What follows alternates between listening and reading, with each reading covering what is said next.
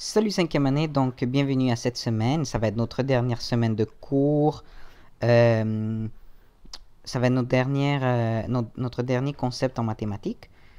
Un des derniers concepts. Alors, on va parler du diagramme circulaire. L'objectif d'aujourd'hui est le suivant, c'est de comprendre un diagramme circulaire. Et en plus, c'est de comprendre le diagramme avec des fractions, des degrés et des pourcentages. Donc, voici nos deux objectifs. Et aujourd'hui, nous allons regarder ces deux-là. Alors, on commence par le diagramme circulaire. Le diagramme circulaire est une représentation graphique qui a la forme de disque. Donc, si tu te rappelles, un disque, ce n'est pas nécessairement un cercle. Un disque est rempli à l'intérieur. Il est divisé en parties appelées les secteurs. Alors, si on pense aux secteurs, tu sais que nous avons un cercle. Ça, c'est un cercle. Le disque, il est rempli. Donc, moi, je peux en fait changer celui-ci. On sait qu'il est rempli. Et le secteur, c'est celui qui se trouve ici. Donc, voici un secteur d'un cercle. Donc, il est représenté par un disque et des secteurs. Un secteur est la portion du disque comprise entre deux rayons. Le diagramme circulaire sert à représenter un ensemble de données. Donc, l'idée ici, c'est de représenter un ensemble de données. Donc, tu te retrouves avec différentes données que tu vas mettre dans un tableau, mais qu'ensuite, tu vas les représenter avec un diagramme circulaire. Dans le diagramme circulaire, on trouve chaque donnée correspond à un secteur du disque. Plus une donnée est grande, plus la mesure de l'angle au centre de son secteur du diagramme est grande.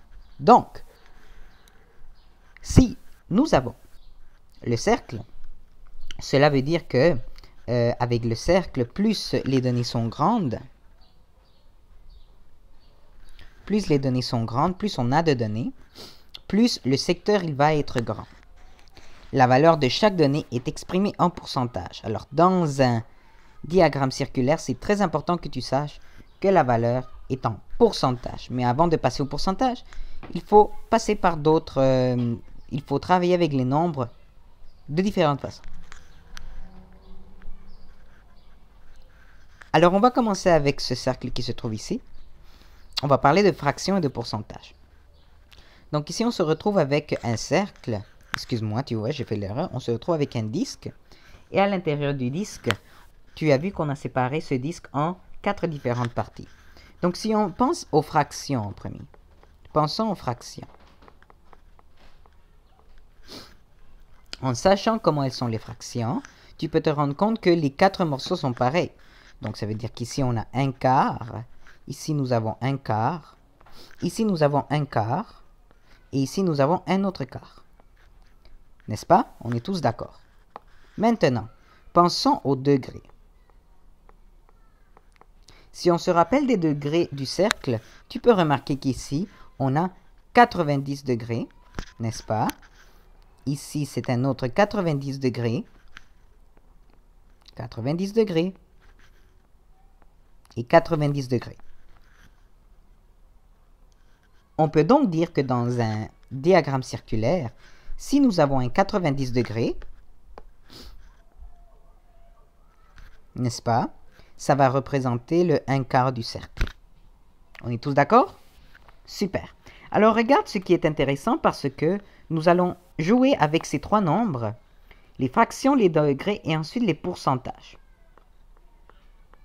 Et regarde qu'est-ce qui va se passer. C'est ceci à quoi on devait arriver vers la fin de cette année, c'est de travailler avec des fractions, des degrés et des pourcentages. Comment travailler avec ces 3 nombres et les convertir un après l'autre. Ok. Donc, moi je sais la chose suivante. On sait qu'un secteur du cercle, c'est 1/4. Il est représenté par un morceau qui est à peu près comme ça. N'est-ce pas? On sait que le 1/4, de toute façon, ça vient représenter le 90 degrés à l'intérieur du cercle parce que je viens de te le démontrer. Mais maintenant, nous allons passer au pourcentage. Donc, pour passer au pourcentage, c'est là où on va utiliser les fractions équivalentes que nous avons vues dans les autres vidéos. Il faut que tu transformes le 1/4 pour le mettre sur 100. Donc ici, regarde qu'est-ce qui va arriver. Tu connais déjà cette multiplication. Tu as fait 4 fois 25, qui te donne 100, et 1 fois 25, qui te donne 25. Par conséquent, le 25 sur 100 te donne 25%. Et regarde qu'est-ce qui est intéressant, puisque le 1 quart est égal à 25%, donc ici, on se retrouve avec les nombres suivants. Tu vas te rendre compte que ce morceau ici représente 25%, cet autre morceau représente 25%, cet autre morceau représente 25% du cercle, et cet autre morceau représente 25 morceaux du cercle. Tu vois? Donc, ce qui est très intéressant à voir, c'est que nous pouvons regarder si tout ceci fait un tout. On va commencer avec les fractions, d'accord? Alors, commençons avec les fractions. Donc, si par exemple, je commence avec les fractions et je décide de rajouter tous ces morceaux ensemble. 1 quart, plus 1 quart, plus 1 quart, plus 1 quart.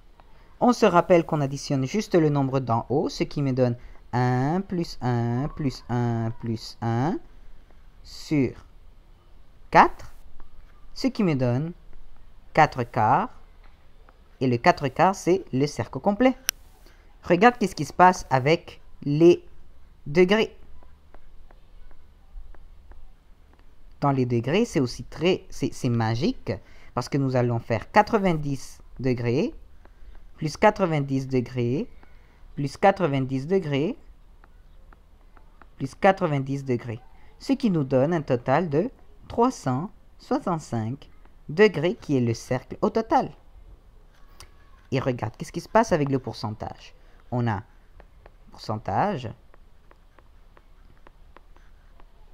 nous avons 25%, plus 25%, plus 25%, et je vais juste tourner ça, bouger ça, plus 25%, ce qui me donne un total de 100%.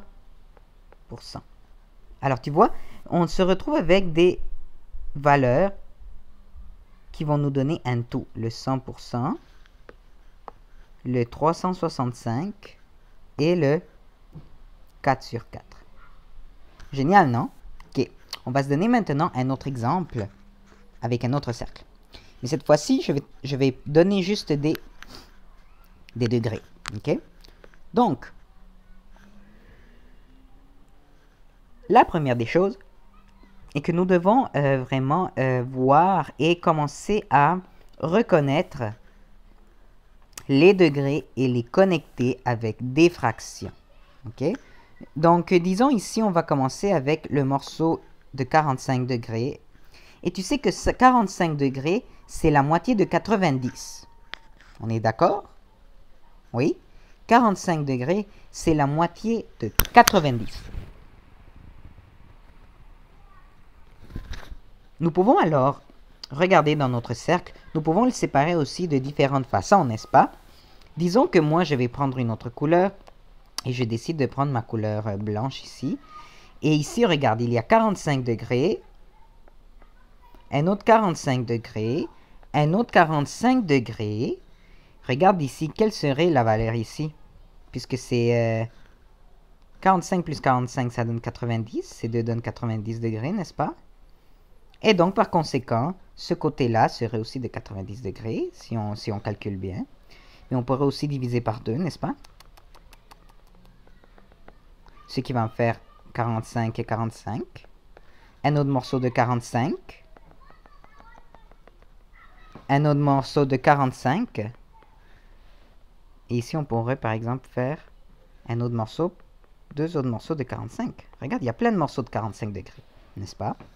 Donc, on peut se dire que dans ce cas-là, si on les met en fractions, on a combien de morceaux au total? 1, 2, 3, 4, 5, 6, 7, 8. Donc, nous avons 8 morceaux au total. Donc, en fraction, ce 45 degrés serait 8 morceaux au total sur 1. Donc, ici, nous avons un huitième. Le 45 en haut, nous avons un huitième. Le 45 ici, 1/8. 1/8, n'est-ce pas? 1/8. 1/8. 1/8. 1/8. On est d'accord? Bien sûr qu'on est d'accord. Ça fait tous des 1/8, 1/8, 1/8. Donc, en sachant que ça c'est 1/8, on va transformer ce fameux 1/8 en quoi? En pourcentage. On va essayer de voir qu'est-ce que ça donne. Donc, combien fois 8 donne 100? Est-ce que c'est possible ça? Oui? Non? Est-ce que 2 fois 8 donne 100? 3 fois 8? Est-ce que quelque chose fois 8 donne 100? C'est difficile, n'est-ce pas? C'est difficile de trouver comment ça va donner en pourcentage. Alors, dans ce cas-ci, on pourrait tout simplement, excuse-moi, dans ce cas-ci, on pourrait tout simplement penser à qu'est-ce qu'on avait vu juste avant, n'est-ce pas?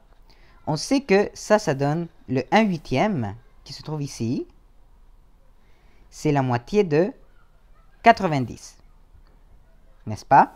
Et dans le cercle d'en haut, nous avons vu que 90 degrés, donc nous avons vu que 90 degrés est égal à 25%. Donc, si nous cherchons en fait la moitié de 90, ça veut dire qu'on doit diviser 25 par 2, n'est-ce pas? Dans ce cas-là, tu peux prendre une calculatrice et tu peux chercher facilement combien ça donne 25 divisé par 2. Parce qu'on pourrait faire 90 divisé par 2, ça donne 45 degrés, n'est-ce pas? Mais par conséquent, on devrait faire 25% et on le divise par 2. Ce qui donne, en fait, avec une calculatrice, et on va l'arrondir, ça donne 12,5%. Donc ici, tu vas te rendre compte que l'idée, c'est de jouer avec les nombres. Alors, si on joue avec les nombres, tu vas te rendre compte que ce 45%, donc ceci va être 12,5%, n'est-ce pas? On sait que ici en haut aussi, nous allons avoir un 12,5%, parce que c'est deux choses. Dans le cas ici à côté, nous avions mis... À l'original, c'était ça, n'est-ce pas?